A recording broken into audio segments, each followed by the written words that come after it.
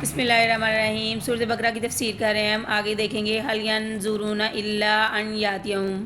پچھلی آیات اور ان آیات میں ہم جو ہے منافقین کا ذکر پڑھ رہے ہیں، جو اللہ تعالیٰ کے احکام نازل ہو رہے تھے اور اللہ تعالیٰ کے جب احکام ان کو بتائے جاتے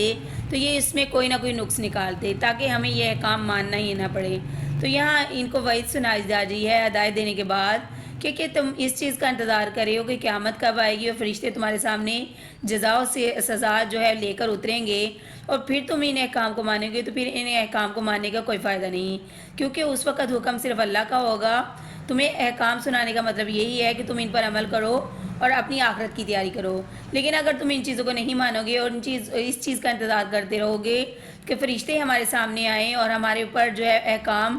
جو ہے وہ لے کر آئیں اور ہمیں جزا اور سزا دکھائی جائے، تو پھر تو یہ سارا قصہ ہی تمہارا ختم ہو جائے گا۔ اللہ تعالیٰ اور فرشتوں کے آنے کا واقعہ جس کا اشارہ جو ہے اس آیت میں فرمایا گیا کہ مفسرین نے لکھا ہے کہ یہ واقعہ قیامت میں ہی پیش آئے گا۔ فرشتے بھی تمہارے سامنے قیامت والے دن جو ہے وہ سامنے آئیں گے، اور اللہ تعالیٰ بھی تم سے قیامت والے دن ہی حساب لے گا۔ قرآن کریم کی بات دوسری آیات میں بھی اور احادیث نبی میں بھی پیارے نبی صلی اللہ علیہ وسلم نے اس کا ذکر فرمایا ہے، اور سورۃ الفجر میں بھی ارشاد ہوتا ہے کہ جس روز زمین کے بلند اجزاء پہاڑ وغیرہ توڑ توڑ کر ریزہ ریزہ کر کے زمین کو برابر کر دیا جائے گا، اور آپ کا اللہ جوک در جوک فرشتے میدان حشر میں آئیں گے۔ ایک حدیث میں ہے کہ حضرت ابن مسعود سے روایت ہے کہ نبی کریم صلی اللہ علیہ وسلم نے فرمایا کہ اللہ اولین و آخرین کو جمع کریں گے، تمام لوگ آسمان کی طرف کھڑے دیکھتے ہوں گے اور فیصلے کے منتظر ہوں گے۔ اتنی میں اللہ تعالیٰ ابر کے صاحبانوں میں عرش سے کرسی کی طرف نزول فرمائیں گے۔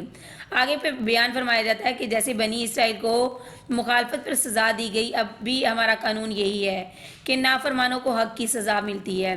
دعا کیجئے اللہ تعالیٰ ہم سب کو کامل جو ہے وہ ایمان نصیب فرمائے اور ہمارے دلوں کو یقین نصیب فرمائے۔ غفلت سے جو گناہ ہم نے کر رکھے ہیں اللہ تعالیٰ ان کو معاف کر دے، اور جو جان بوجھ کر کیے ہیں ان کو بھی معاف کر دے، اور دنیا کی زندگی کا ہر لمحہ میں